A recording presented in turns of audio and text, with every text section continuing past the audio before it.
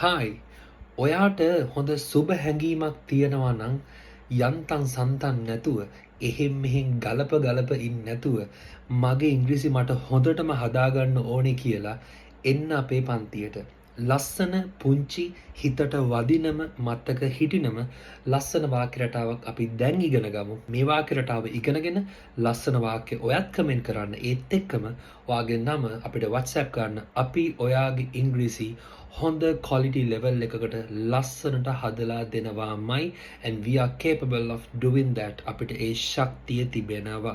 අපිට හොඳ සැලසුමක් තියෙනවා ඔයාව ලස්සනට ගයිඩ් කරන්නට. අපි යමු අද දවසේ පුංචි වාක්‍ය රටාවට. මට ඕන වුණා බැංක් ලෝන් එකකට යන්න.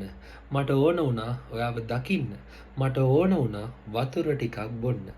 යම්කිසි ක්‍රියාවක් කරන්නට මට ඕන වුණා. හරිම ලේසි. මේක past simple කියන tense එකට අදාළ වාක්‍යයක්. මෙහෙම ඉගෙන ගමු. I wanted to සමග නිකන් ක්‍රියාව. I wanted to මේක ඔළුවට දාගන්න. මට යම්කිසි ක්‍රියාවක් කරන්න ඕන වුණා කියලා කොහොමද කියන්නේ? I wanted to. That should be a feeling. ඒ වාක්‍ය හැඟීමක් වෙන්න ඕනේ. මෙන්න මේ දේ කරන්න මට ඕන වුණා කියන ඒ ක්‍රියාව මතක් වෙද්දි ඔයා අර වචන පස්සේ යනවට වඩා ඒක පොඩ්ඩක් හැබිට් එකක්, පුරුද්දක්, හැඟීමක් කරගන්න. I wanted to. දැන් මේ වටපිට බලන ගමන් I wanted to ක්‍රියාව විතරයි දාන්න තියෙන්නේ. මට ඕන වුණා ඔයාව දකින්න. ඔයාව දකින්නට කියන්නේ see you. එහෙනම් I wanted to see you. මේ වාක්‍ය ඇත්තටම ශබ්ද කරද්දිත් මුලින්ම මේ මම කියපු I wanted to කියන වචන ටිකේ සත්‍ය ඇත්තටම අඩුයි.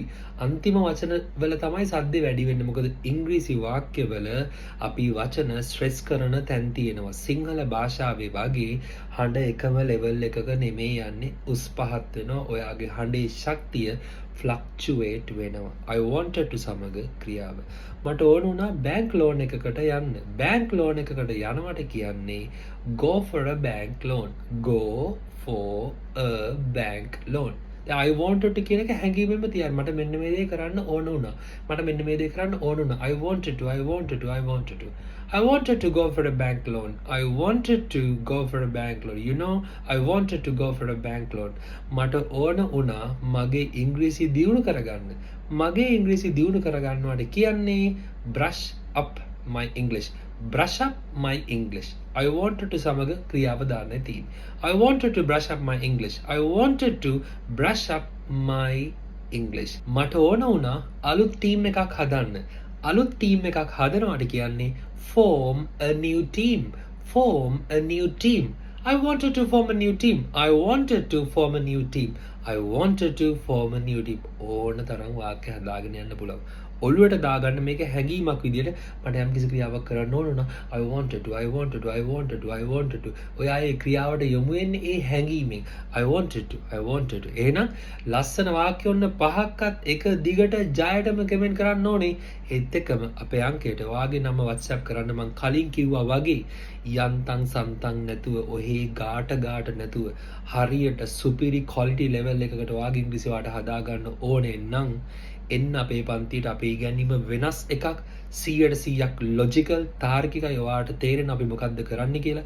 මම ඔයාට හැම දෙයක්ම වටින විදියට කියලා දෙනවා. When you are going to pick up an English teacher, first check whether he or she is capable of speaking in English fluently.